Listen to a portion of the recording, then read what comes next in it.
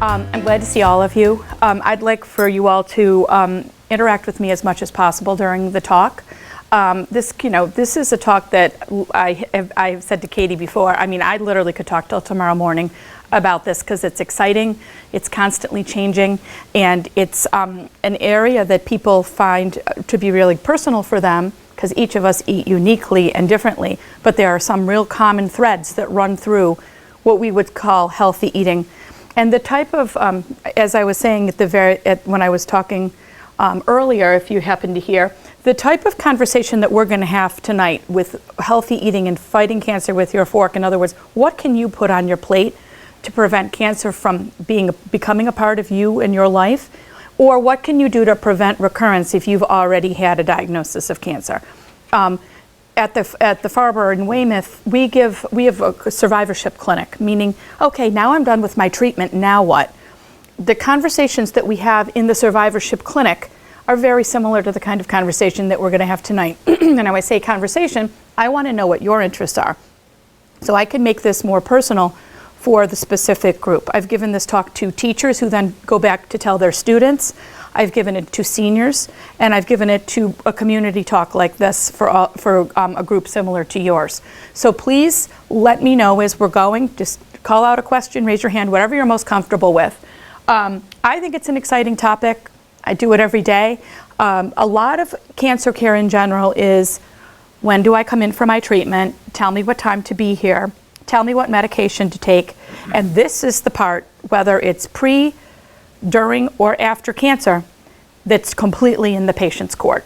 And you know, we don't want to think of ourselves all as patients, but we're all people who can make choices. There are 77,000 different foods in a typical supermarket.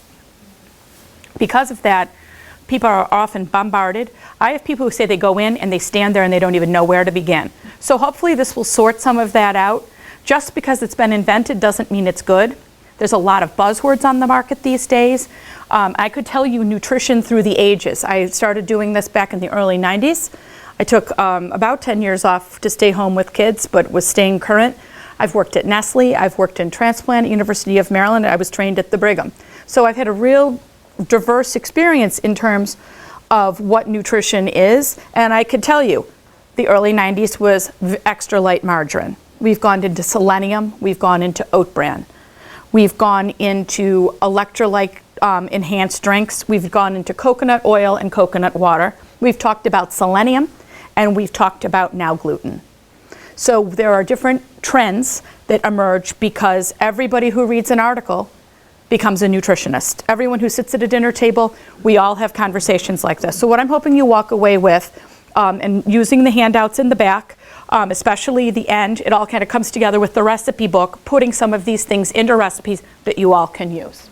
Okay, so without further ado, we'll fight cancer with our fork. Okay. How is your experience, though, dealing with everything you just mentioned, if you interact as you have professionally with the doctor's opinion, when they hear, if it's not clinical, they're not going to necessarily, lately, I mean, I've lost a lot, almost all my families to cancer, so I understand. I've been to the Beth Israel, the Deacon, and the Dana-Farber, but they don't want to listen to holistic or herbal remedies that actually, I found, works minorly in the long term. Yes. I take flaxseed oil because cancer runs in my family, and it helps me to be healthier.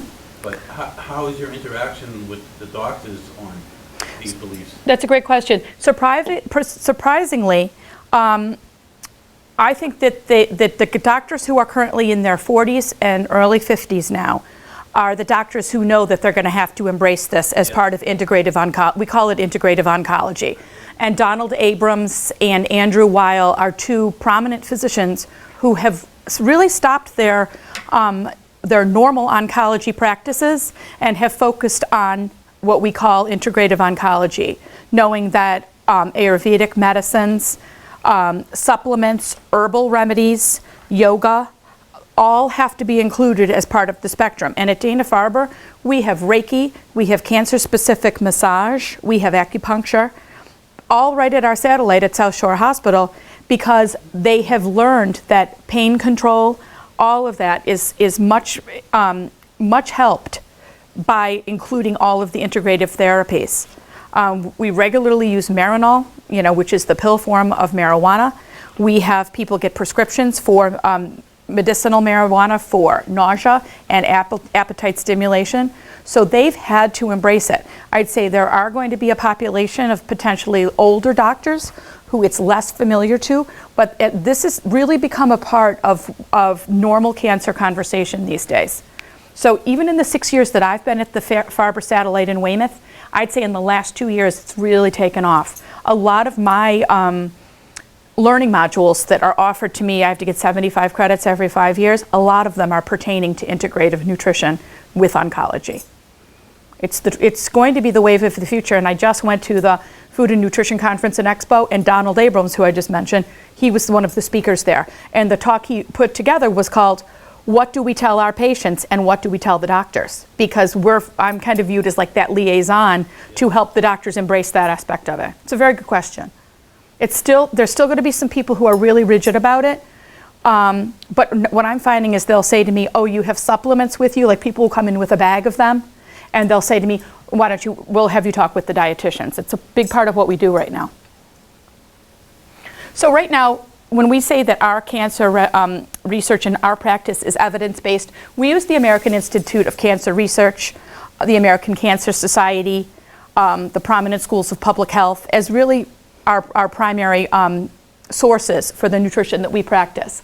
So there have been over 7,000 research studies to show the link between diet, lifestyle, and cancer. So the American Institute of Cancer Research is really put together what they call a comprehensive global report with 10 recommendations, and the last one is specific to survivors as well as those people who are trying to prevent it.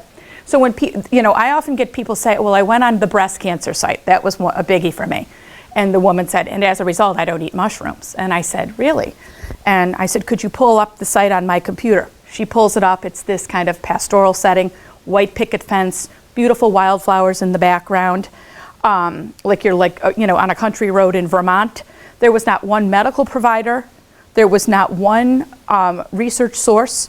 And whoever put the site together, which could have been anyone, had lists of foods to avoid and to add.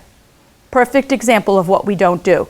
So this is a perfect example of what we do. We look to really well-published sources that have evidence-based nutrition and that's the outcome of the studies that you're going to hear tonight. So we're conditioned to only think of nutrients because the way we study nutrition is very hard to study a single isolated nutrient. I can't only study vitamin C because you can't only have vitamin C in your diet. We're a mixed container. So everything goes into the container together. We have minerals, other supplements, vitamins, as well as the major macronutrients like carbohydrate, protein, and fat. So all of these spinning around together in a test tube or a beaker or in our stomachs, which this container could equally be, are like nutrients that act like drugs to influence disease. So the reality is there's a huge lifestyle link. So because of this, it's not just food that helps. It's not just activity. It's this synergistic effect that keeps us healthy.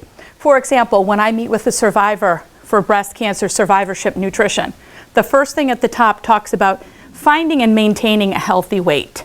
That's going to be very different for different people. We actually changed it. It used to say, find a BMI of 21 to 25. I'd meet with these women. Most women are over 40 do not have a BMI of 21 and haven't maybe seen it in years. It's just a slowing, unfortunately, of the metabolic rate starting at about the age of 32. Women lose 7% of their metabolic rate a year. By 40, most people have had to put at least a half hour to 45 minutes of vigorous exercise in to maintain that weight that they had earlier. So we don't talk in isolation, and we certainly don't talk in small ranges, because then people feel defeated. So what we say to them is, even losing 5 to 10% of your body weight can totally reset your body chemistry. Trying to get as close to that ideal BMI is great, but what you don't want to do is get to it and then say, I can't maintain this, and regain, because your body's actually calculating the weight gain as worse than if you had just stayed at that weight, or not gone as low and stayed at the weight. The yo-yoing is horrible for your heart, and it's horrible for your body's perception of body fat. So we're very careful about the way we talk about nutrition because we want to make sure we're sending a message that is doable and therefore embraced. There is no such thing as a diet anymore. It's all part of a healthy lifestyle. The minute we say diet to someone, it means I can't. I've had people say to me, well, I knew I was seeing you today, and I therefore have had my last piece of pizza. And I say, well, you know what? Actually, it's not as bad as you think. You're going to be able to eat pizza. It's wonderful, and I'll show you when we get to the balanced plate discussion. It's a wonderful part of a balanced plate. It could be as healthy as you want it to be. So, and there is no such thing as I can't have, because as soon as we say that, you turn people off and it only lasts a short period of time. So a diet is short-lived, a lifestyle change is permanent. So here we are, this is what we eat. This is most people in a suburban society have a large prevalence of processed food in their diets. And this started in about the 1970s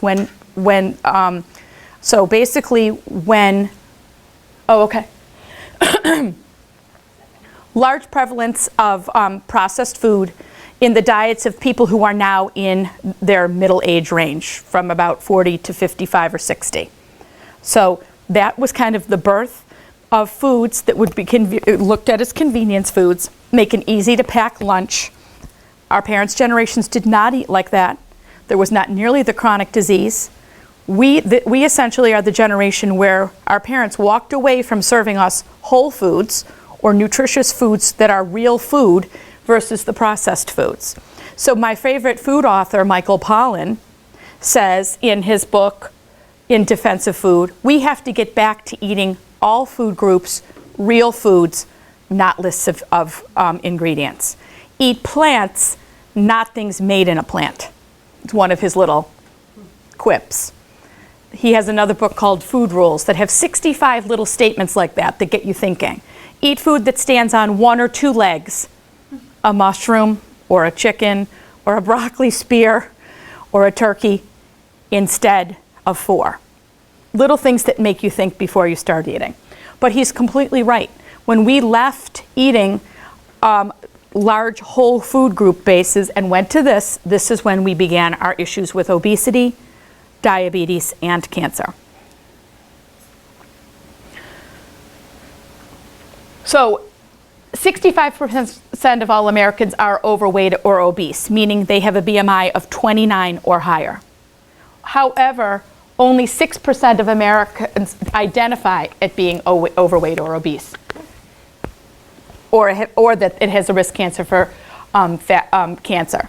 So there are glandular cancers, especially breast, prostate, and colon, that are clearly linked, and we know this, to obesity. So we know that finding and maintaining a healthy weight is the first start for prevention.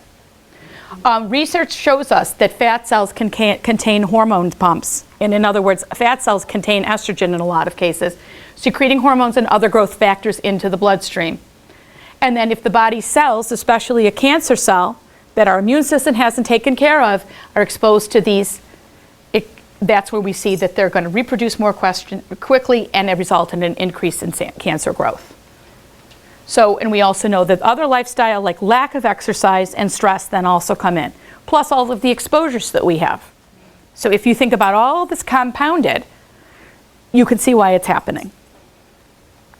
So movement is critical to all health. So whenever we talk about it, every handout that we talk about in a survivorship clinic or in a preventative way talks about finding the weight and maintaining it, not through just cutting calories and going into a super low calorie situation, but using different levels of energy. And a minimum, it's a huge range. One of our handouts says 3 times a week, 30 minutes.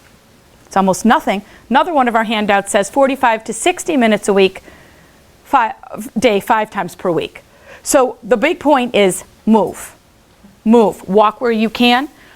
Park your car farther away. We now know in the last year, research has come out that shows 10 minutes 3 times a day is as beneficial as that 30-minute walk that we thought we had to have brisk a brisk walk with a sustained higher heart rate. We now know that's not true. So I have a building that's a figure 8. I can walk for 10 minutes around my building. And, you know, is it ideal? Would it be great if I was at a gym? Sure it would, but this can be equally good. So you shouldn't feel defeated if you can't run to the gym in the evening. Ideally, it would be great. 300 minutes of moderate, minutes of moderate, or 150 minutes of vigorous activity would be the gold standard or the ideal. If we were to say, Julie, tell us what the number would be. That would be it. But certainly any movement is beneficial. So breast, prostate, and colorectal cancers are glandular cancers, which are therefore impacted by fat content in the body because of those pumps, those hormone pumps. So what we really know, so when people say to me, what supplements should I be on after a diagnosis of cancer? The real answer is fruits and vegetables. These fruits and vegetables really have everything that you need. Okay, any questions so far? Julie, have you ever heard of an author called Joanna Budwig? She was a doctor. Mm-hmm. Have you heard of her? Mm-hmm. Oh, you have. She incorporates dairy in this, and you haven't mentioned anything. She specifically says cottage cheese with the flax.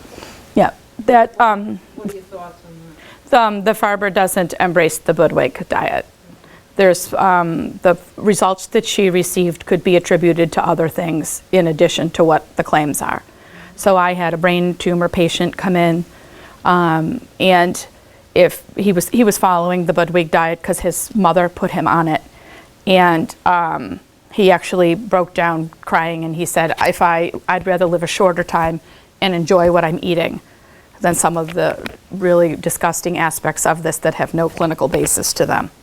So I'm actually not She does have clinical, but she incorporates it into somebody's diet, and it's not as rigid as others. right, but the mixture of the flaxseed oil and the cottage cheese is really unappealing to pretty much everyone who's brought it up You to. can put your fruits and vegetables with it. That's the whole point. You can make a salad dressing with it. I'm not actually allowed to use it there, though. Oh, I see. Yeah, we don't believe in it because it's not evidence-based, and we only practice evidence-based nutrition that's been tested in people. That's the hard part.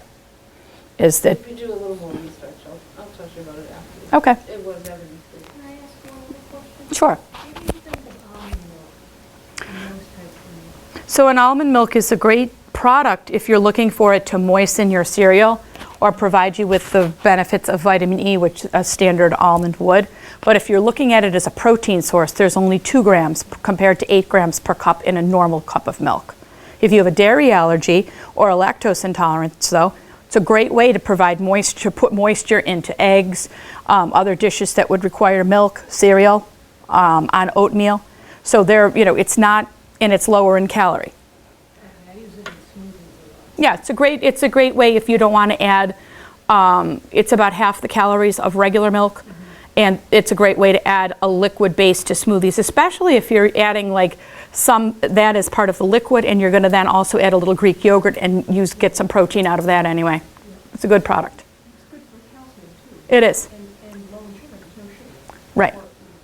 Right, so that's where it drops the calories, is because it is very limited in sugar. I mean, there's no sugar, but there is carbohydrate in it, but it's not going to be nearly as high in calories. But with it, you lose some of the protein too. So I guess my answer is it's a great product. It just depends on the use. And for my patients in treatment, I'm looking for a solid protein source every time they eat. So I don't end up using it, but for survivorship or general eating, it's perfectly appropriate. How about soy milk? Soy milk is a great protein source, and we know that soy is preventive against cancer until you've had it. So it's actually, soy is a breast cancer preventive.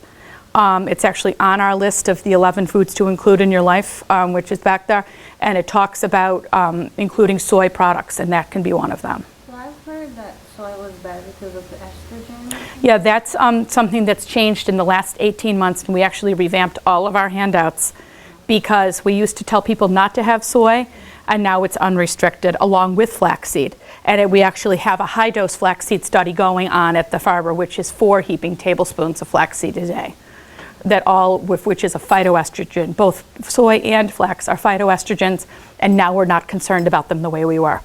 And that's what's so interesting to me, is this is where this whole environment of oncology in general and nutrition and those two items put together is so dynamic, and that we have to constantly be shifting our focus and really staying current.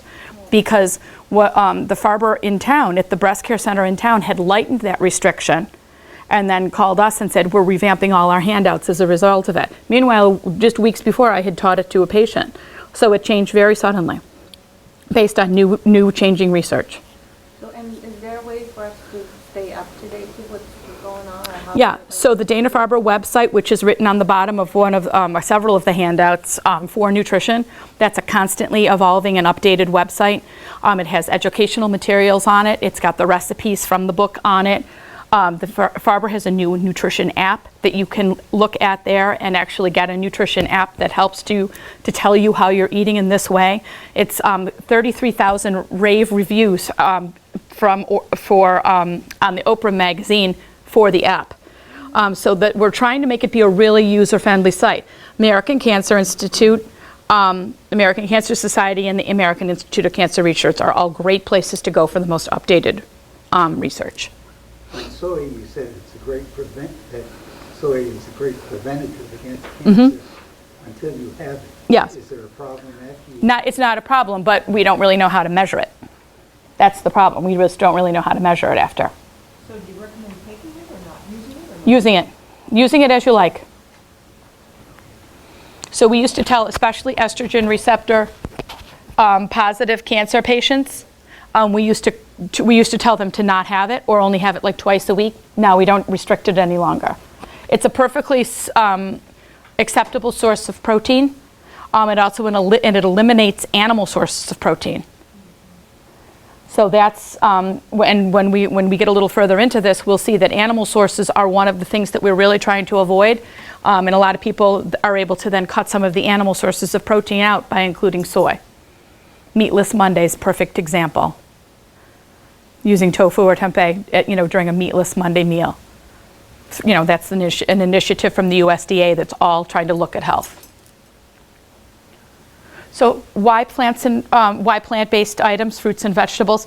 Because they contain what we call phytonutrients, which are plant-based nutrients which naturally fight disease. So it's beyond the vitamins, the minerals, and fiber. These are natural compounds found in plants that exert a profound disease preventive effect. So not only are you getting the antioxidants that prevent the free radical damage that comes from a lot of our exposures in today's environment, you get your people say, well, orange or orange juice. Eat the orange. It's giving you the fiber that the juice isn't. But basically, a phytonutrient is the immune system of a plant. It represents the pigment, and so if it's colorful, it's biomedically active, and therefore it's got the phytonutrient. So we used to think there were about 60 phytonutrients. We now know there are about 90, and they occur in 2,000 combinations. So people say, well, I take a vitamin C. I don't need to eat that. I'm not going to eat that melon or that citrus fruit. And I'll say, but you're not getting the combinations of the phytonutrients that occur in those plants.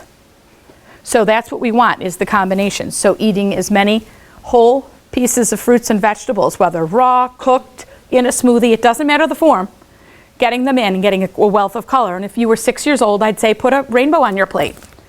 Or, a colorful plate's a happy plate. So if I give a lecture to children, first graders, we're a group, and we put together rainbow bracelets that you add a bead to the bracelet every time you eat something colorful.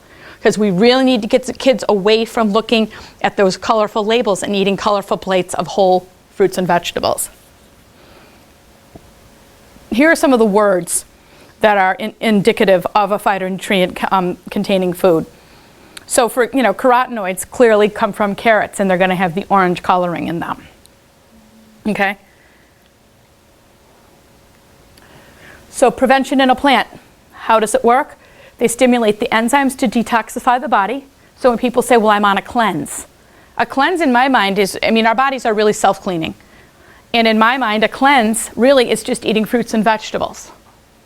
That's happening naturally through those detoxifying enzymes. Reduce the genetic damage from cancer-causing agents. What are we talking about there? Free radicals, that could come from trans fat or unstable bonds within the body. This is helping to protect them. Those are what we call antioxidants. So think about the antioxidant properties. Your antioxidants in the diet are vitamins A, C, and E, selenium, and CoQ10. So when you think about those are all working in synergy to help prevent the hydrogen from being lost and making the cells in your body unstable and prone to chronic disease. So that's really what we're talking about here. We also know that phytonutrients can interfere with the growth and multiplication of cancer cells. It could prevent the division, and it can also, some things like turmeric can cause us something called apoptosis, which is actually like a rupturing of the cell. And in those cases, so that's why we know that some of those products, by using them in conjunction with standard therapies, in other words, I would never tell anyone not to embrace chemotherapy. I've had chemotherapy myself. I would tell you not to embrace it, but to embrace the standard treatments that we know work and use this all as an adjunct to that, so that you're doing kind of a twofold way. And then decrease inflammation. We know that cancer is an inflammatory process and is drawn to an inflammation. So when we say, so some of these anti-inflammatory foods, so they're foods such as onions, grapes, red wine, green tea, those are all foods that prevent inflammation and can cut down on the sources of cancer, potential cancer sites within the body.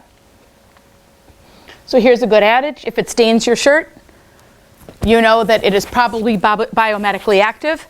So basically, this child is eating a strawberry, which I hope is organic, because it's one of the only organic foods I say hands down should be purchased organic.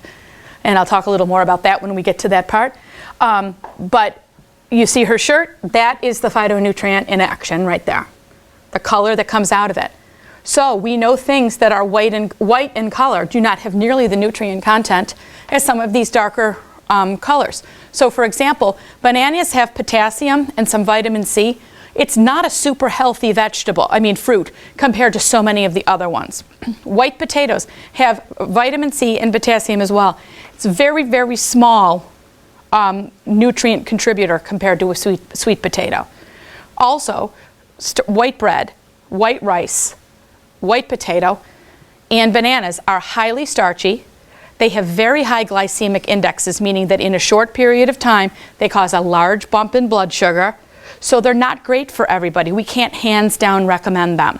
So if I'm looking about what to put on a plate for the starch section, and during looking at that balanced plate handout that's over there, if you look at that balanced plate handout, if I'm looking at that, what am I going to put? I want brown rice, whole wheat pastas, quinoas, or other great ancient grains. Sweet potato. I don't want those things to only be all white. It's not appealing. So if I take my healthy plate over here, I want to make sure I have a 3-ounce piece of fish. Men are going to balk at this. I showed this to my husband. He's like, are you kidding me? So really, this is an area that you could have certainly 4 or 5 as a man. 4 or 5, 6 ounces, it couldn't be healthier. But if I'm going to say, so here's my brown rice. Here's my wealth of color on the half of my plate. So people say, oh, I have color on my plate. I have peas. But peas don't belong over here. Peas are a starch, as are corn. So it should go here. So are you going to have your peas, or are you going to have your brown rice? It's not both.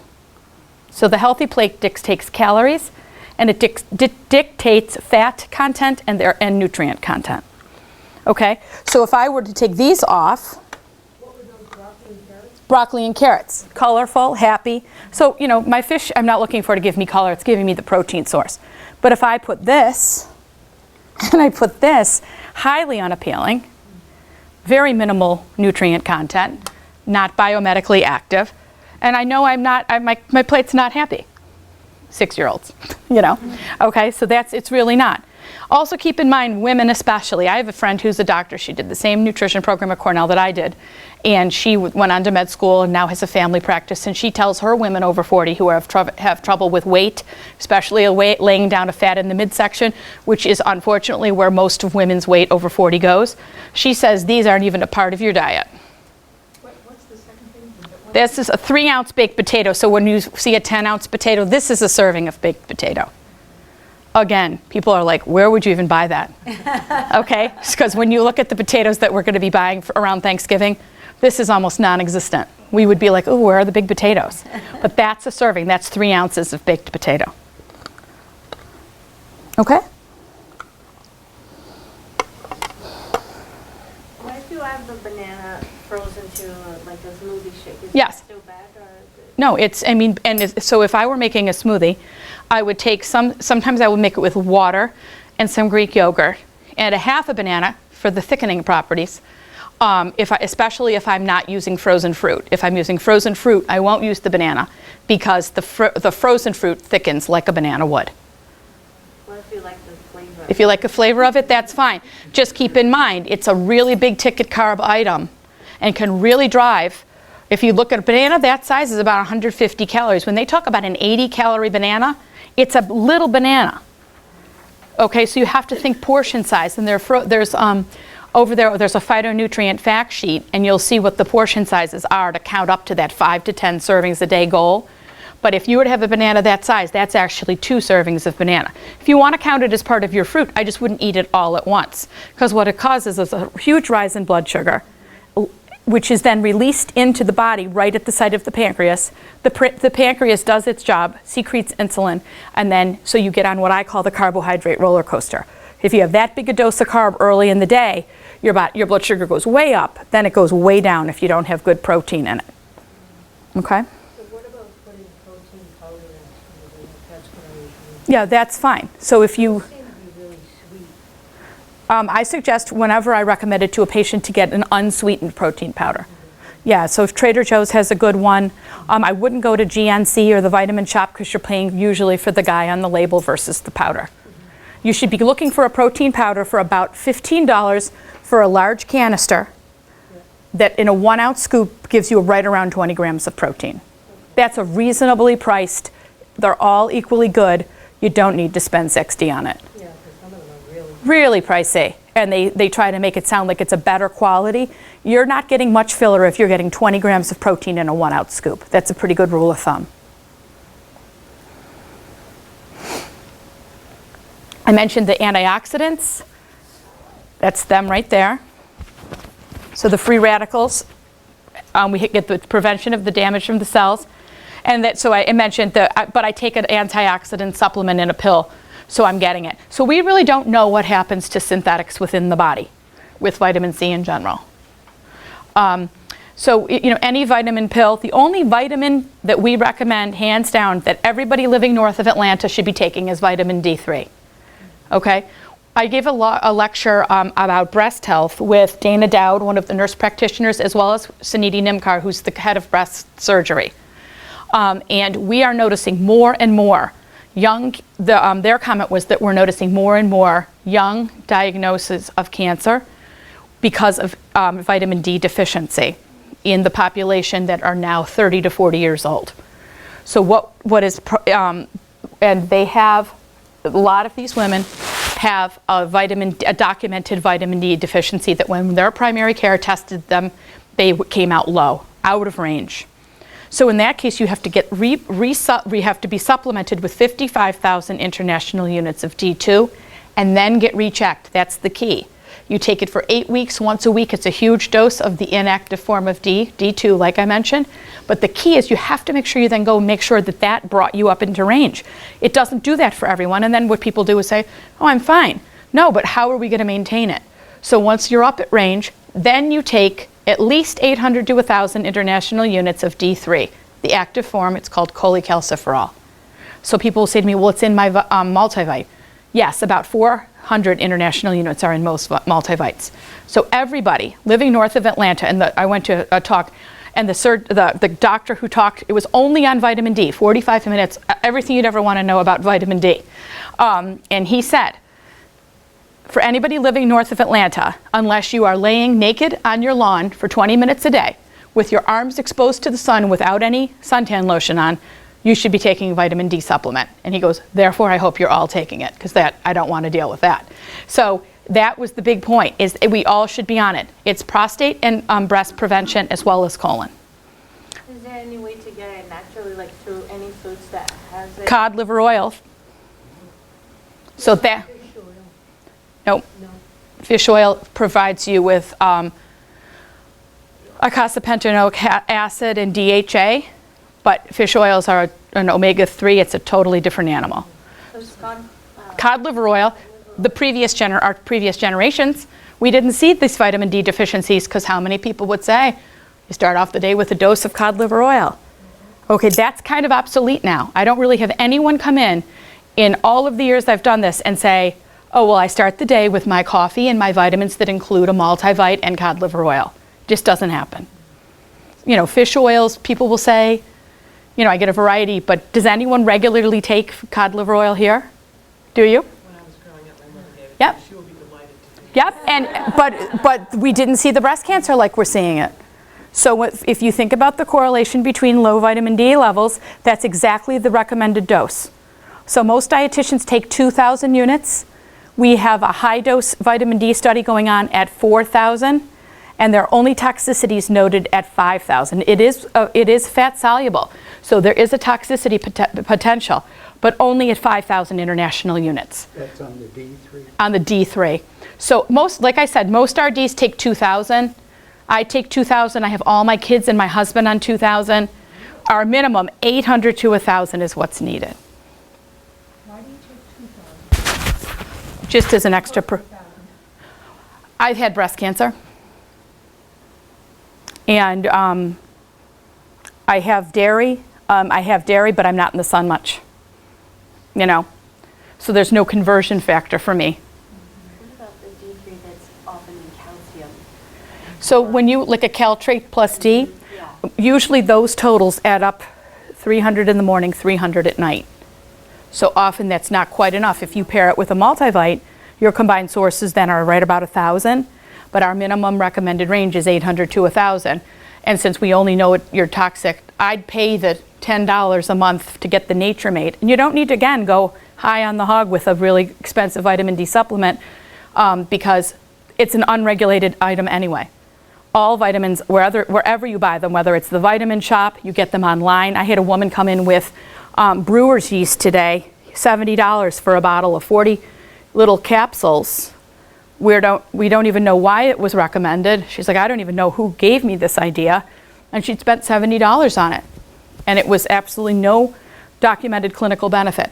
So it's an unregulated industry in general, supplements. That's why it's another reason to eat the fruit or vegetable that contain the same vitamin. But if you're going to buy it, I buy a standard Nature Made. They were at the Food and Nutrition Conference and Expo. They're embraced, not endorsed, but embraced by the Academy of Nutrition and Dietetics nationally. They're no better than or worse than any vitamin. They're very affordable and reputable. It's about as good as we can get with the vitamin supplement. So you said 1,000. 1,000 is, on our breast care handouts, it says a minimum of 1,000. D3. D3, cholecalciferol, it's the active form. The repletion is D2. Like if you were low, you would be on that brief time of D2. But what you want is the already converted active form that's used in your body. and the D3 at the 2,000 level is better than the cod liver oil because of the taste. that Right. people like. You know, the cod liver oil, the aftertaste, the burps, that's a heavy fat dose that's going to hit the stomach. Most people do it on an empty stomach. Do you have to do it on empty? No, but people tend to get up and take their vitamins after years of asking people how you eat. Like what I'll say, how do you start your day? And people will say, oh, well, I have a cup of coffee and I have my vitamins. Or that's when I take my fish oil. Isn't that bad though? Like your coffee is like, I was reading that it's like dirty energy because people take it for the energy. Because I was reading that if you drink water with a lemon, like with a squeezed lemon in it, a whole lemon, it gives you the same boost that a cup of coffee. I don't like coffee, so I don't know the difference. It would give you the same energy, but it's clean energy, and it helps to detoxify the body. And so you, Yeah, that's a big internet thing right now is the Bragg's apple cider vinegar with or without the lemon in water with honey. Vinegar is an acid that has a basic effect in our bodies, but we can't alter. I think a lot of it has to do with a way to start the body. First of all, there's nothing wrong with coffee. There's not one study that shows One should not be drinking coffee. And actually, we know that 4 to 5 cups of coffee a day is preventive against colon and pancreatic cancer. So if people do enjoy coffee, it's another one. They're like, have I had my last cup of coffee now that I'm seeing you? I'm like, absolutely not. I'm on my 3rd cup today. So, it's really, there's nothing documented. And as a cancer survivor myself, I've looked for the research that would tell me not to drink it. So you can. If you don't like it, you certainly can start with something like that. Clean versus dirty energy is not a term I've ever heard.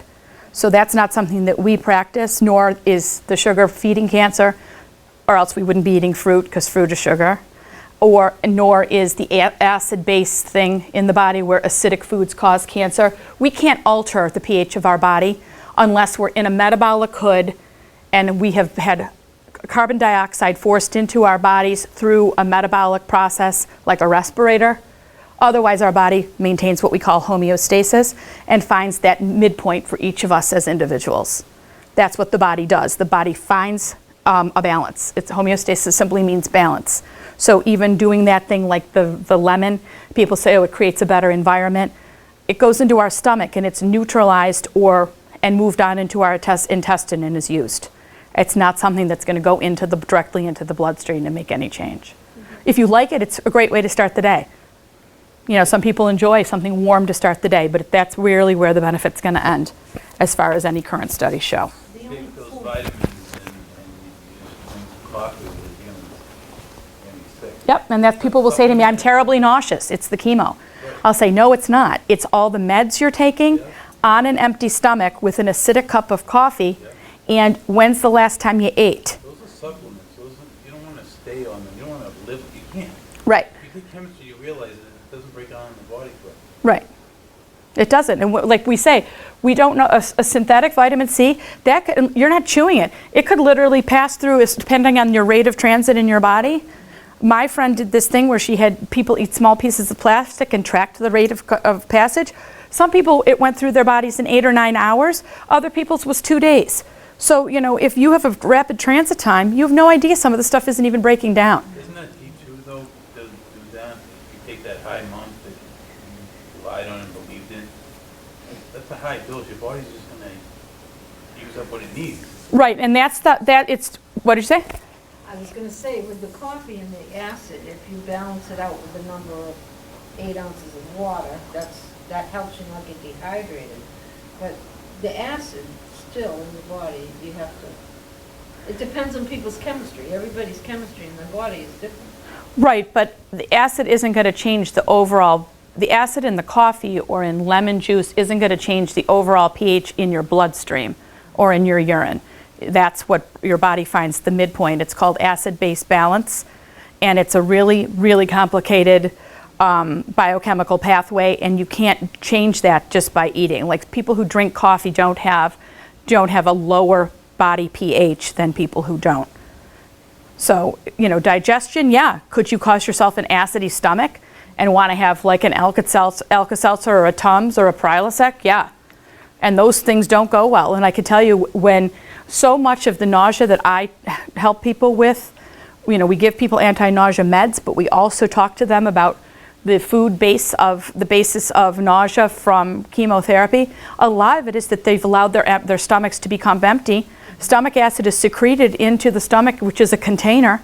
If you get an acid stomach, it's because you've got an empty stomach with no food to work on. So I agree, eat the food, give those acids something to work on, and have the vitamins that come in the food form. Any other comments or questions?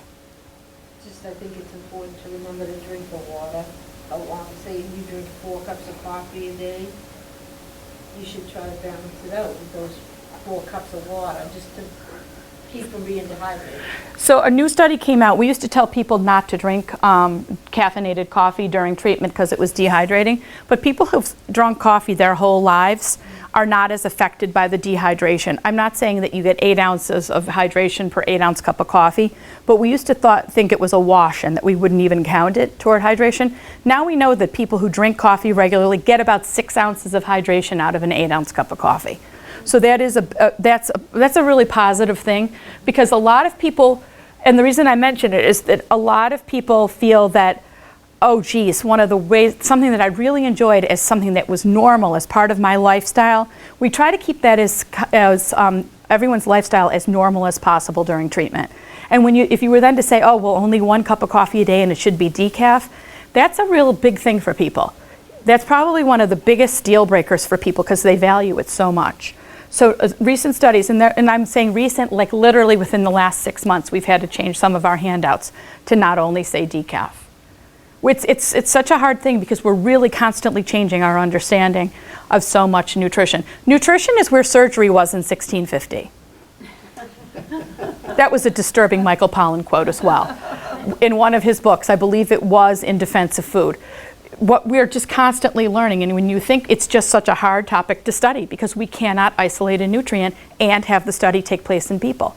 It ends, if you isolate a nutrient for a direct cause of an effect, it has to either be in an animal or a test tube, or it would be viewed as depriving people of what they need. It's unethical. So it's really tough. So food first is the big message. Eating a predominantly plant-based diet, I think, is obviously the takeaway. So over there I have what's called a phytonutrient fact sheet. It talks about the serving sizes that you would need to eat to get 5 to 10 servings a day. And people are always like, oh my gosh, how am I going to do that? Well, one way is to start the day off with a smoothie that has a variety of color in it. So in a smoothie, especially one that doesn't have a lot of dairy, like both yogurt and milk, it leaves a lot of room in that NutriBullet or whatever you're using, and it doesn't have to be anything fancy. It can be a regular. You can put your flaxseed right into it. You can sweeten with honey if you want to. Honey and sugar are both, about 16 calories per teaspoon. There's no difference between it. It's still processed as a sugar, but people feel better because it seems more natural to them.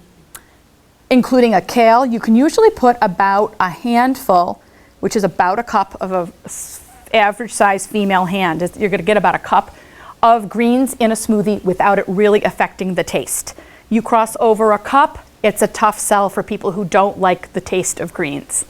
So like I can sneak a cup in, or you can buy a berry blend if you're cooking for children and kids are like, what are you doing? You can buy a berry blend by Weiler's. It's available at all major food stores and Target, and it's got flaked kale in it. So it looks like you're just putting the berries in, but they're in between all the berries are little flakes of kale that are all right in it already. We also know that frozen is equally good as fresh because a lot of the freezing takes place right at the site of picking, and some of our fresh fruits, I'm not saying maybe at the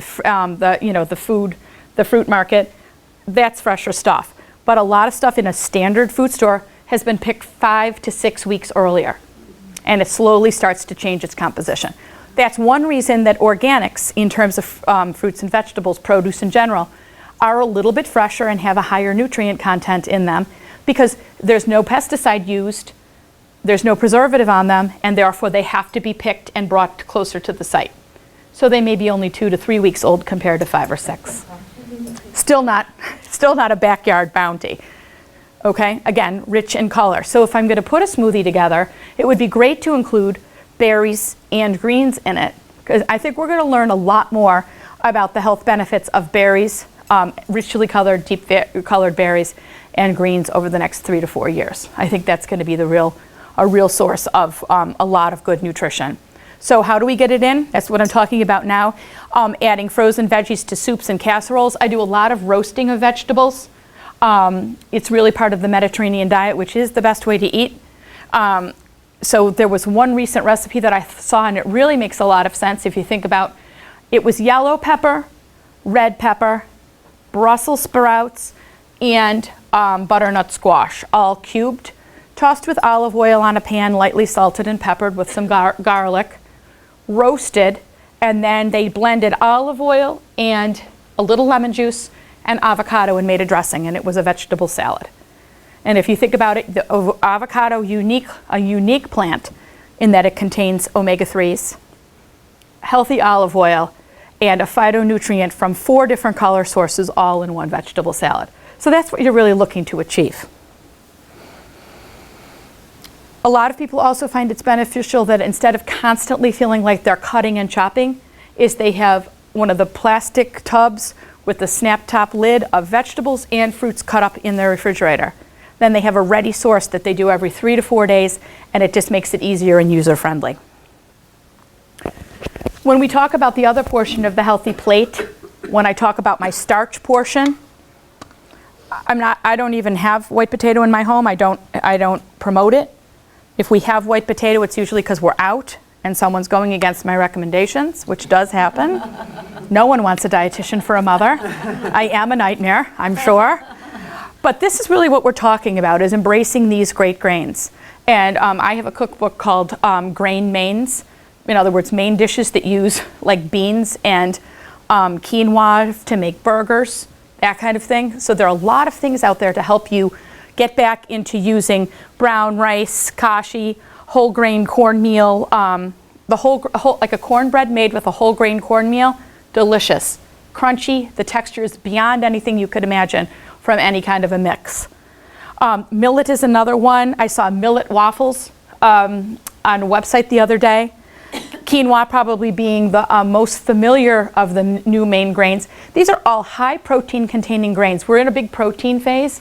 So if you're really wanting to find a way to say, okay, I don't want macaroni, I want something else to really give my meal a little crunch and bite, these can be found at Whole Foods, Trader Joe's. Good Health Nutrition at the Pembroke Hanover line has a tremendous amount. Farro. I make a green salad that's made with spinach and a lean pork tenderloin on the grill, thinly sliced. You put the bed of spinach down.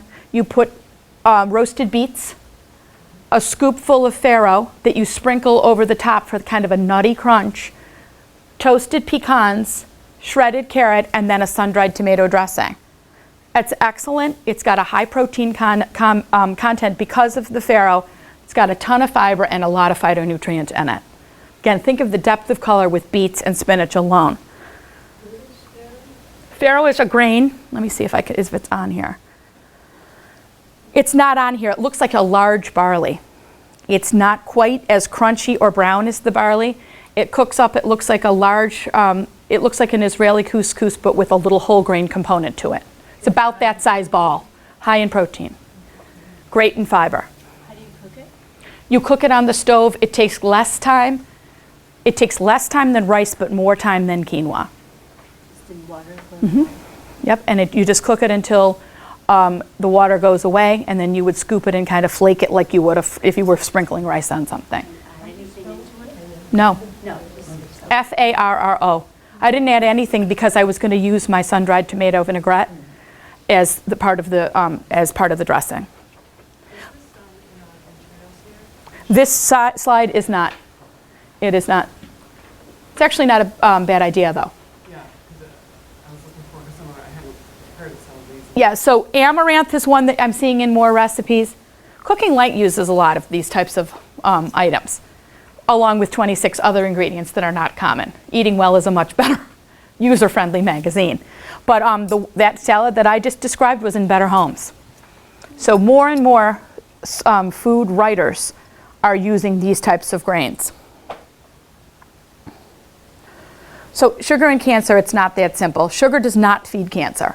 Okay, do we want you to have 3 to 4 hot fudge sundaes a day? Absolutely not, but for a variety of reasons, the least of which is feeding cancer. Okay, if sugar fed cancer, we would remove all carbohydrate from our diet. All carbohydrate breaks down to a usable sugar source for energy. So when we look at a plate, we know, and I know that I'm looking at the fruits and vegetables as well as the starches being carbs, which are all breaking down to sugar. So what chronic excess sugar intake, I don't want you at Nona's on a daily basis. I don't want you to actively have a pie on your counter and eat it breakfast, lunch, and dinner. Sure, sweets are a treat, and if they're treated as such, that's, a big calorie savings right there. So, but what it does is it leads the production of hormones, which is insulin is a hormone. And if you're not a diabetic, it's released by the pancreas, growth hormone also being, it all affects cellular growth, or we wouldn't have grown to the size of adults. That's the way the human body works. But it's not a cancer feeding mechanism. So excess insulin. So there are tumors called insulinomas, which are tumors that secrete insulin, and they grow very, very quickly because of it. They use insulin as a growth factor. Okay, they're very, very rare.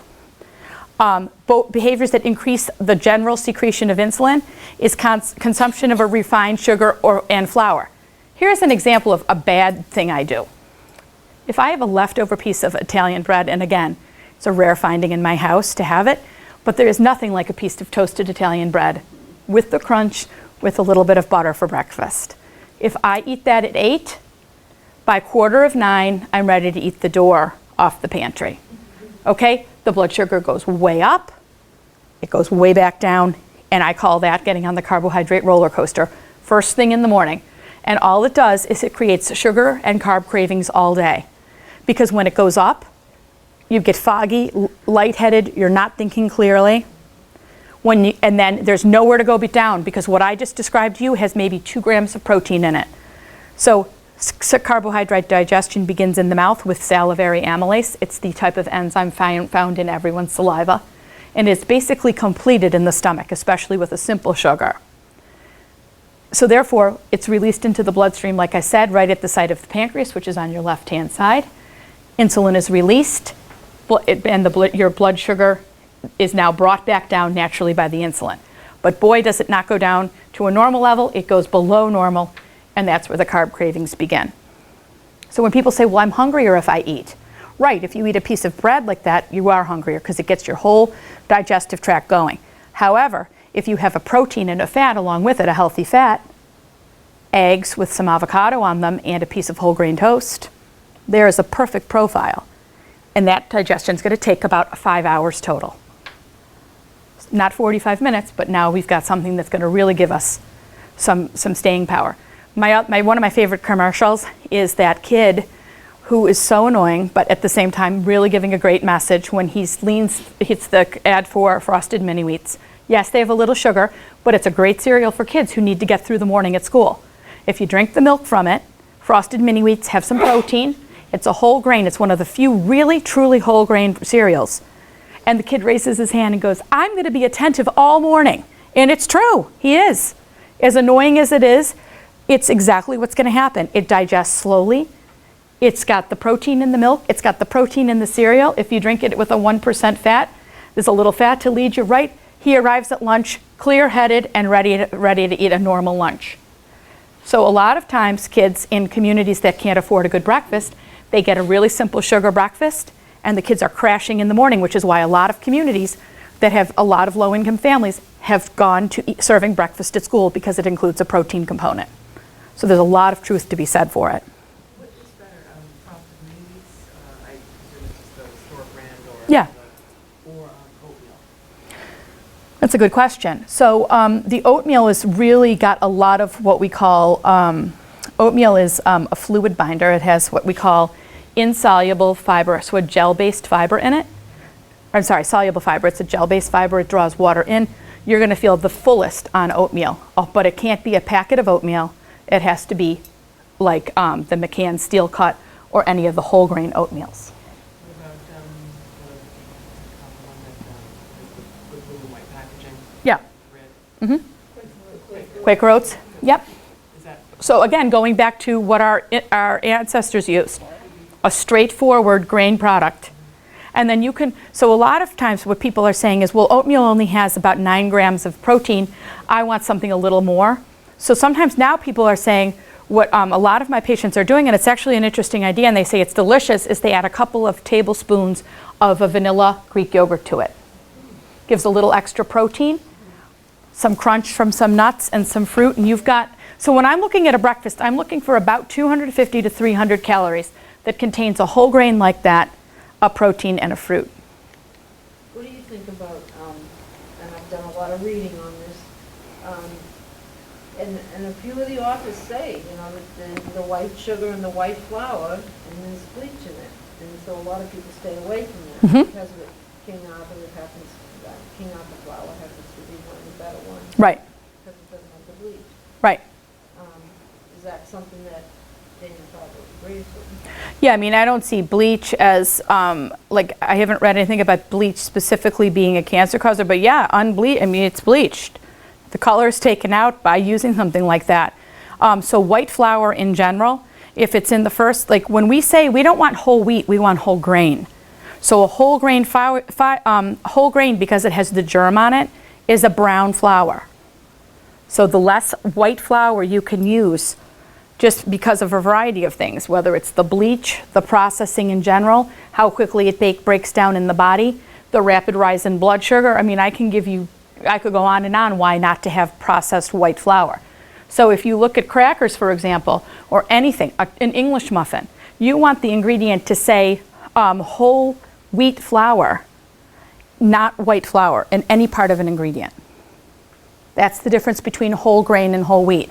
Whole grain products have that yellow and black little insignia. It's about this big near the nutrition facts label, and it says everyone should have 48 grams of whole grain a day, and this product and it'll tell you how many that product has in it.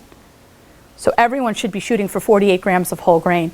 Bread products are the perfect way to get that. So those are the items that increase the insulin level: overeating, weight gain, sedentary lifestyle. Weight gain, increase in insulin levels, that's where we start to see the shift toward diabetes. And then the behaviors that reduce insulin levels. So if you hear of someone who's like a brittle diabetic and they have terrible blood sugar control, one of the first things we tell them to do is to add in vigorous exercise, because it naturally brings down blood sugar, and therefore the insulin need is not as much. So, a donut with orange frosting or the orange, okay? Orange is 62 calories, 200, very comparable amount of sugar, a little bit of fiber from the orange. Our goals for fiber should be 25 to 35 grams a day, by the way. If you ever try to achieve that, you want to go up slowly. It's an unbelievably uncomfortable process if you're not a person who's eaten a lot of fiber and suddenly you think, I need to add fiber in, and you don't add water with it, or you go too quickly. It's the worst stomach ache you ever had and horrible constipation. So fiber is a big thing. Fiber is a big preventive against colon cancer. It's also a big midpoint in terms of the diarrhea, constipation shift that a lot of people find with IBS these days, but you got to do it slowly. I could give you a whole talk on just fiber. What about the fiber supplements? They're great, but they're a soluble fiber because they're usually found in water. So 10 grams of the fiber intake a day, 1/3, in other words, should be that type of fiber, like a Citracell or Metamucil-based type fiber. That's a soluble-based fiber, and another way to get that is applesauce, the pectin that's found in apple skin, oatmeal, peanut butter. Those are soluble-based fibers. Insoluble ones are the sawdusty-looking stuff that's on grain bread. So 10 grams of that, 20 grams of the other type of fiber. Most people can get that without giving it much thought. Just generally, the food choices are much more plentiful in the insoluble arena. But if you ever were to take, like where am I getting it? That's the type of fiber that, so we want bulk and a lattice factor added to the stool to sweep it through the body. How about protein bars? There's one that I eat that's plant-based protein bar, and it has 80% of it's 80% fiber. Would that count? Or? So is it like 80% of your daily goal Yes. based on a 2,000 calorie diet? Yeah. Okay, if you can tolerate that, that's fine. But you drink enough water to go along with that, because that's the real key with fiber. Also, otherwise you're going to have a real plug-like situation, like cork-like. That's a huge volume. Okay, I talk about that all day long. It's unbelievable. I had one man who called me every day for 2 weeks when he went to the bathroom. You wouldn't believe the stuff that but it's a really big part of what we do, because so much is affected by the whole constipation thing. Is a really big deal for people when they try to add in fruits and vegetables. All of a sudden so all of this needs to happen in the setting of really good hydration. Okay? But here's the big difference, the donut versus the orange. You get 170 phytonutrients in an orange. That beats any pill supplement. That to me is right there, says it all. And again, when I'm talking about an orange, some of the apples like we have in season, this is an apple. I know you know it's an apple, but this is when we say, this is the size apple we're looking at, a tennis ball. Some of the apples that are grown in the fall that people go and pick, those are about 2.5 to 3 servings of fruit. This is the size of an orange that we're talking about, not going into citrus season. Okay, so this is when we say 5 to 10 servings, we're not talking about a softball-sized apple. We're really talking about something that's very manageable. If you have to substitute something else beside an orange, where would you get the vitamin C? What would you substitute in a fruit? Cantaloupe, generally melons in general.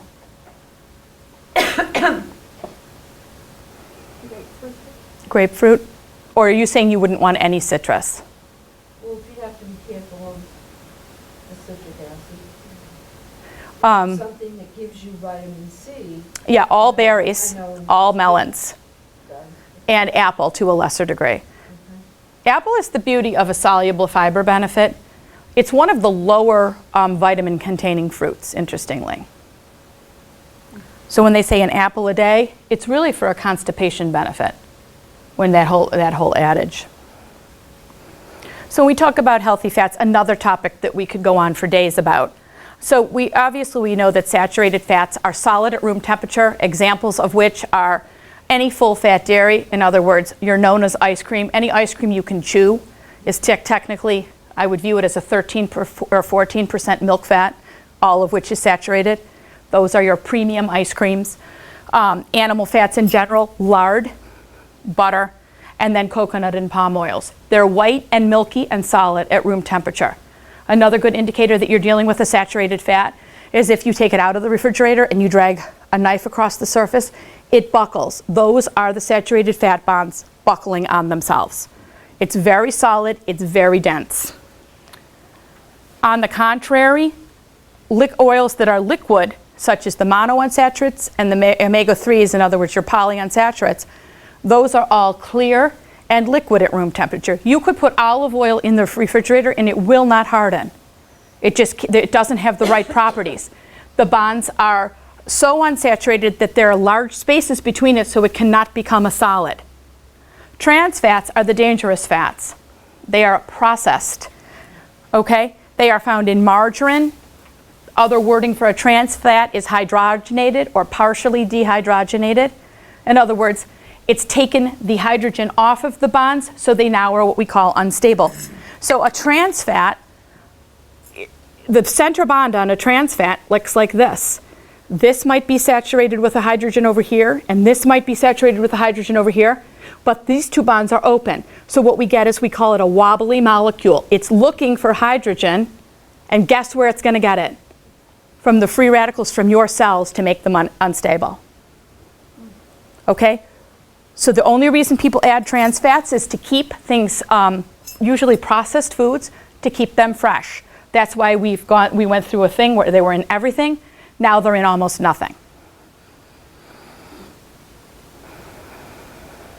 So your monounsaturates and your polyunsaturates, in other words, canola oil. Canola means Canadian-made oil. It's just an oil that's processed. It's a polyunsaturate. It's one of the healthier oils, corn oil, vegetable oil. Those all fall in the polyunsaturate.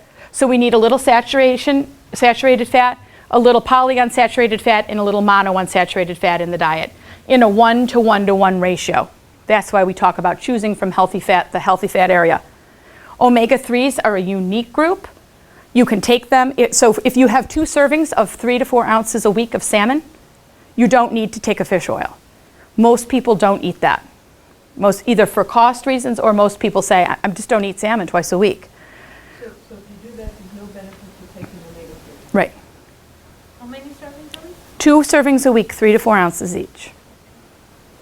To a lesser extent, salmon being your big source, to a lesser extent your other oily fishes like herring, sardines, but most people aren't going to have, 7 to 8 ounces of sardines in a week.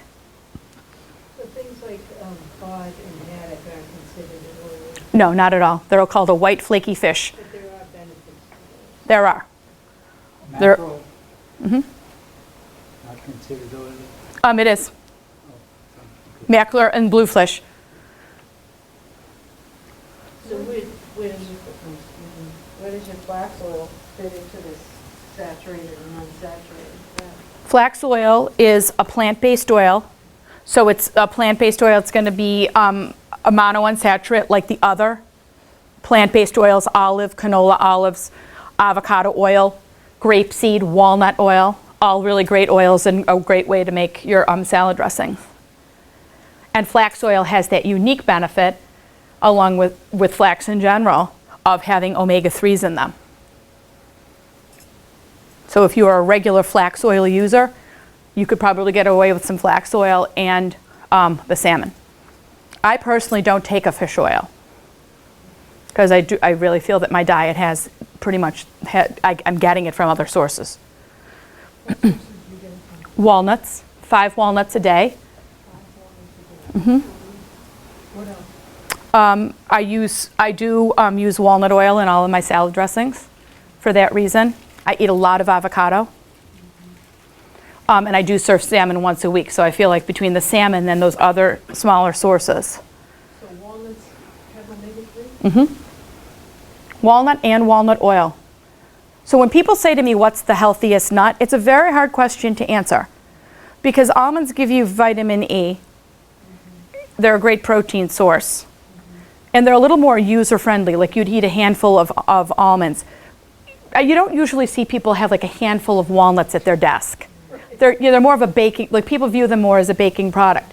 But if as part of a smoothie, they grind up very nicely in a smoothie, actually better than almonds. And the walnuts in like yogurt or in a pudding, like if you make a pudding from scratch, sometimes people can get it in that way. But it doesn't, at a large nut, it doesn't take a lot. A serving is not huge of walnuts. I never heard about the flax. Flax is a really big deal. I mean, we're really looking at it as a preventive right now against several cancer sources, primarily breast. Flaxseed ground meal, the ground flaxseed meal. It's more bioavailable by grinding it and making increasing the surface area. It's also tastier, like if you were to put it in yogurt or sprinkle it on a salad, which is a lot of the ways people use it. You can get it in liquid form at Trader Joe's. The liquid, the oil, or? Oils come up to 1,400 milligrams. Oh, it does? How much do you, just out of curiosity, how much do you take? 1,000 milligrams. It's interesting. I mean, I do think we're going to learn that that's another area. I think that's what's so hard. Is there? I mean, we'd love to study all of this, but it has to be funded. So right now they're funding the high dose D and the high dose flax right now are the big nutrition-based studies for glandular cancers. So the vitamin D study is 4,000 international units of D3, as I said, to prevent recurrence of colon cancer. I've done it almost a year now. How do you feel? Quite a bit better. It's something that saturates in your body. Mm-hmm. It takes a while. Mm-hmm. You have to eat right. You have to eat good. Yeah, there's never one standalone fix. It's a whole. Correct. It's all together. Yeah. And what's the study? What's the dosage of the study? The dosage of the vitamin D study is 4,000 IUs. Mm-hmm. Yeah. No, of 4 heaping tablespoons of flax is the flax study. The vitamin D study is 4,000 IUs of D. Yeah. Right. And what's the normal flax dose today? Well, there's no recommended dose of flax. It's just known as an omega-3 source, and it has fiber benefits. It's got some protein in it.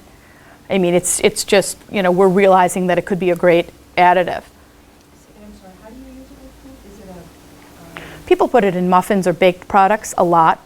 There are a lot of flaxseed muffin recipes, like blueberry muffins made with flax. My daughter had one that it had flax in the muffin as well as sprinkled on top of a whole grain blueberry muffin. You can use the flaxseed oil to make a salad dressing. and flax has to be refrigerated? It does. Can I ask you It's a very good point. about Once opened, yeah. chia seeds versus Mhm. flax? Is it the same? Chia seeds have protein in them and they're a great source of fiber. 2 tablespoons have 9 grams of protein. They're a great additive into like a smoothie or to add crunch to yogurt, but you don't get any omega-3 benefit from chia comparatively. Does chia need to be refrigerated? I don't refrigerate my chia.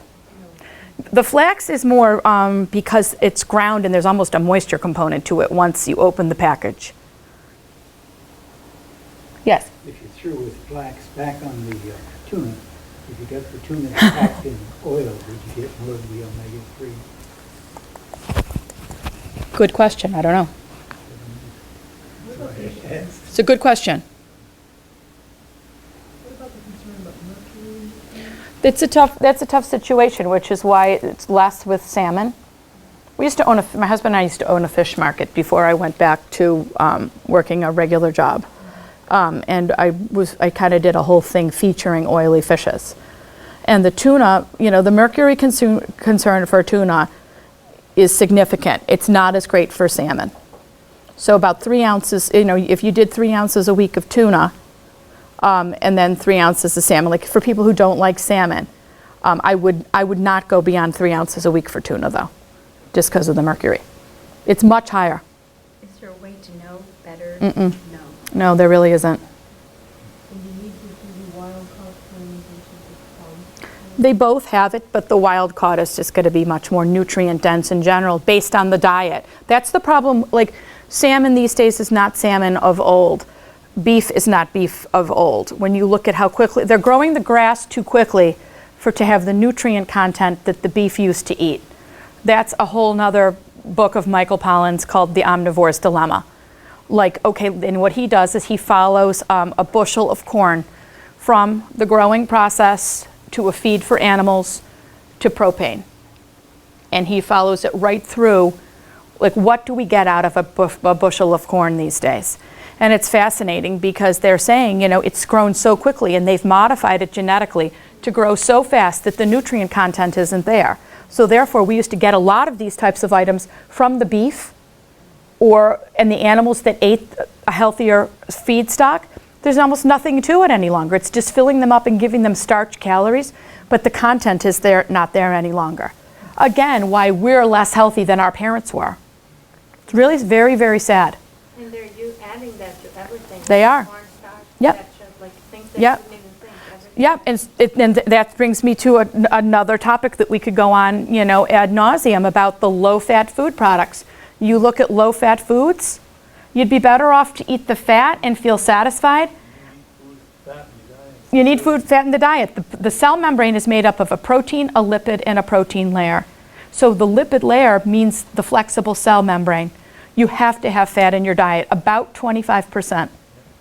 So, and when people say, oh, I've gone on a totally low-fat diet, my sister-in-law did it.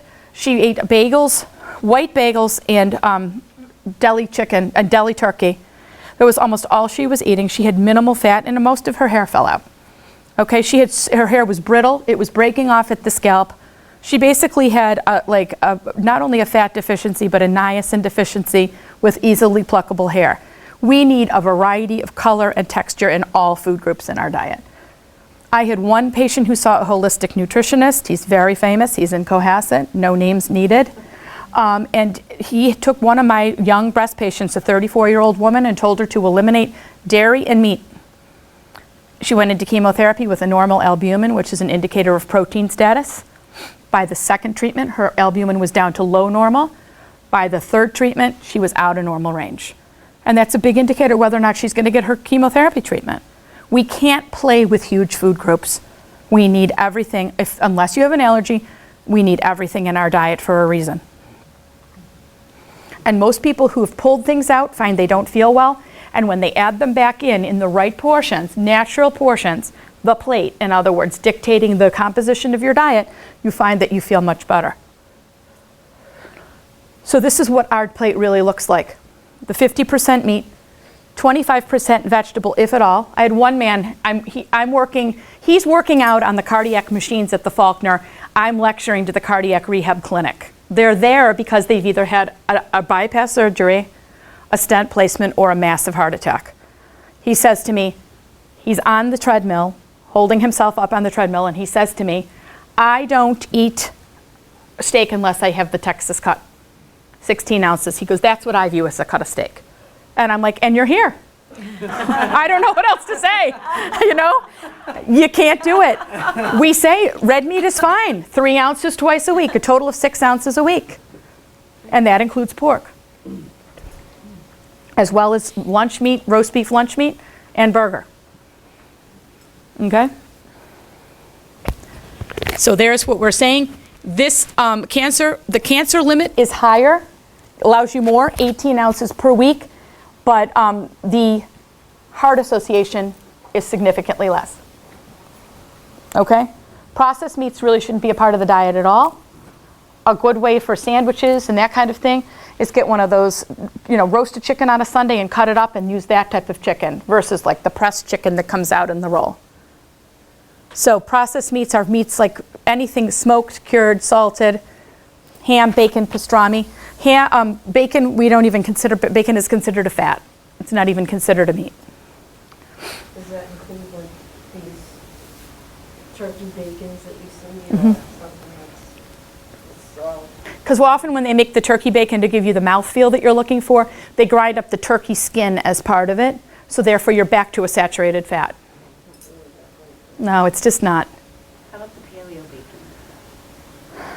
I'm not familiar with that. They sell, it's Uncured. uncured, no sugar. I'm not even talking about the curing, I'm talking about the fat content. No nitrates. Oh, okay. I'm looking at the fact that it's really a saturated fat.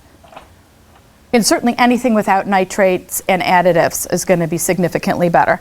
Like I will have an Applegate Farms sausage or an Adele's chicken sausage, if I'm going to saute it, but it's a small portion. It's mainly for flavoring and a small portion of protein.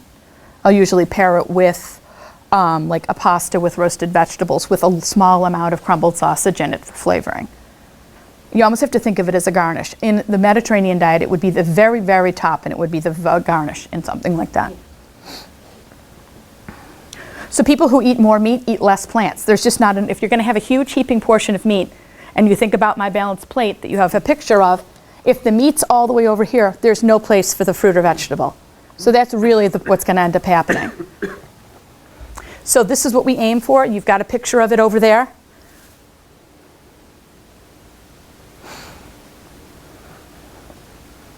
The question about organics versus conventional, the Dirty Dozen, there's a list of the Dirty Dozen over there, and it's really how the fruit is grown.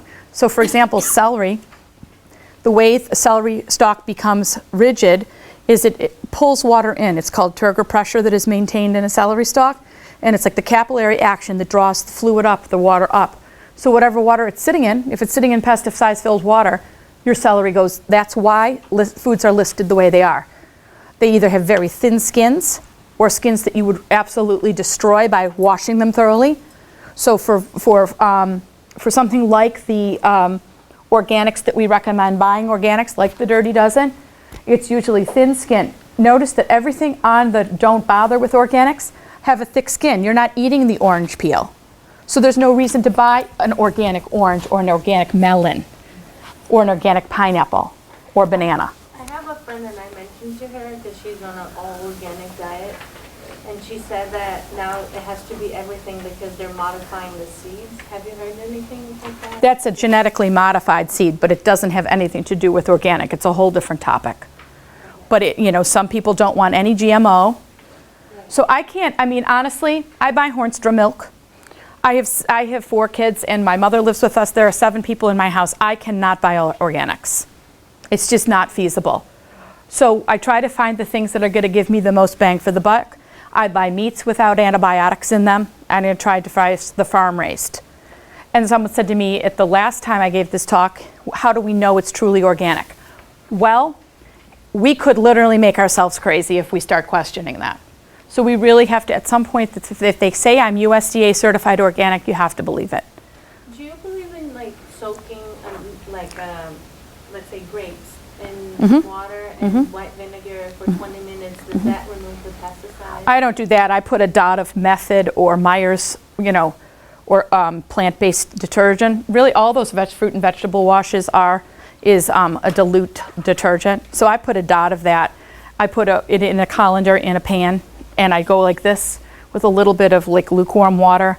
I agitate it. I kind of lift them up and fluff them, the grapes, and move them around. And really what you're looking to do is 95% of pesticide residue is removed by agitation and actually, physical friction. So that's why they say the bottom line is to wash things thoroughly, whether you use a dilute thing, whether you use baking soda or vinegar. Yeah. So that's just a colorful list of the same type of thing I gave to you. And some say, excuse me. So typically, 1.5 serving of vegetables and less than a serving of fruit. That's a typical intake. And part of when I do a nutrition assessment, I have a private practice in Hanover and I work with the Farber 3 days. No matter where I do my assessment, it's the same question. I ask everyone, what does a day of eating look like for you? And I can tell you that's very common. It sounds probably horrifying. This is probably not a random sample of the population, but if you took the matter of fact that you're sitting here, but if you happen to encounter me because you were a patient at the Farber and I asked you that question, you wouldn't believe the number of people who actually will make that statement. I had a nurse that I saw and she was wondering why she was gaining weight after her one surgery. She said, well, I start the day off really well. I have a large Dunkin' Donuts coffee, extra cream, 2 sugars, and 2 donuts. And she goes, but that's all I have until lunch. So I thought she was going to kind of like crack a joke at that point, like, I'm kidding, and then tell me this lovely. No, that was it. And that was a young South Shore Hospital nurse under the age of 40. So I can tell you, when we talk about this, if you can make even some of the changes, if you're not eating like this, you're really doing a lot for yourself. And you're really putting yourself into a category that a lot of people are not eating. So we throw away 11 billion pounds of fruits and vegetables a year, but we spend $18.7 billion in supplements. The holistic nutritionists, people leave $300 to $400 in supplements, all that they are called their own proprietary blend, and they come in and they set them out on their tray table in infusion, and they say, which of them shall I take? And I say, none of them, because we don't have any idea of what they do with the chemo reactions. We say, don't play around with it. The best thing you can do is eat the way we talked about tonight. Vitamin D, I already discussed it. Alcohol. So 1 serving for women, 2 servings per men a day. These are the serving sizes that would be viewed as anti-inflammatory. Alcohol is an inflammatory product. You start going above that level that's listed there, then you start having an inflammatory. So that's why a lot of times after breast cancer or other cancers, we'll say to people, you really have to watch your alcohol intake, because it creates inflammation, and cancer loves inflammation. So that's the only way to put it. So I had one woman raise her hand at one talk that I gave to the breast cancer support group, and she said, so I'm going to a party on Saturday. If I don't drink all week, can I drink a bottle on Saturday? And unfortunately, dose is everything. With all of this, everything we're talking about, really, dose is everything. Dose meaning portion size and moderation. So that's really what we're talking about. That's Mediterranean, it's whole grains, it's beans. One of the things you're going to hear a lot about is foods called pulses, which are your beans and your whole grains. They are digested far down in the GI tract, and therefore they behave like a whole grain. They're low in fat, they're great energy foods, they're inexpensive, and they're versatile. And therefore, I think we're going to learn a lot more about in their chickpeas, chia seeds, lentils. Those are when if you hear the term pulses, that's a big ticket item right now. Pulses. If you look it up on Google and say, what are pulses, they will give you the list of foods. And there's I got a whole an oven mitt and 3 different types of serving utensils by going to a booth where I ate chickpea bread, chickpea pasta.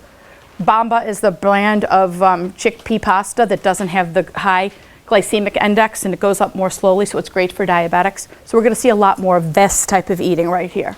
And the benefits of them again, or? It's it's a carbohydrate protein combo that's in them, and it's digested far down in the GI tract, so it behaves more like a protein or fat would versus a carbohydrate like a pasta that goes way up and goes way down with your blood sugar. Can I just ask you, somebody suggested frozen versus canned vegetables. If you have to, for some reason, use canned vegetables, you were talking about washing, can you eliminate the liquid that's inside of a can and make it more healthy to eat rather than, The problem with the canned vegetables is twofold. It's the salt, but even more so than that, when you can a vegetable, the canning process ruptures the cell membranes and all of the nutrients leak out of the actual vegetable, which is why they're so bendy, that there's almost no nutrient left in them. So what the heat processing does is it breaks down the cellulose. The human body doesn't have the enzyme called cellulase to digest cellulose. That's what gives us our roughage. So you don't even really get the benefit of roughage in a canned product. So that's why we say fresh or frozen. like the canned Cheetos. The beans are a different situation. Because you're not looking for vitamin content. You're looking more for a usable protein product. You know, when you think of what you're looking for chickpeas to be. For the pulses, is there like a pasta-like product that would be like? Yeah, there's a chickpea pasta. It comes in a bright red box, and they have it at Target. And it's Bamba, Bamba, I believe is the product. B-A-N-B-A. B-A-M-B-A is what I think it is. You know, like Trader Joe's or something? Yeah, they probably would have it at Trader Joe's, but, you know, we have artichoke pasta, which has a really low glycemic index for diabetics. Same thing with chickpea. It's going to be a food of the future. I tasted it at that conference. What do you think about the electrolyte drinks like Gatorade? All sugar. You'd be better off having a broth, a cup of broth, or skim milk. Love to keep going. but I know. think We I could have to- we could literally go out. I mean, It's absolutely fantastic and fascinating. Thank you. Oh, you're welcome. So much. We learned so Thank many you all things for being here. I tonight. appreciate it.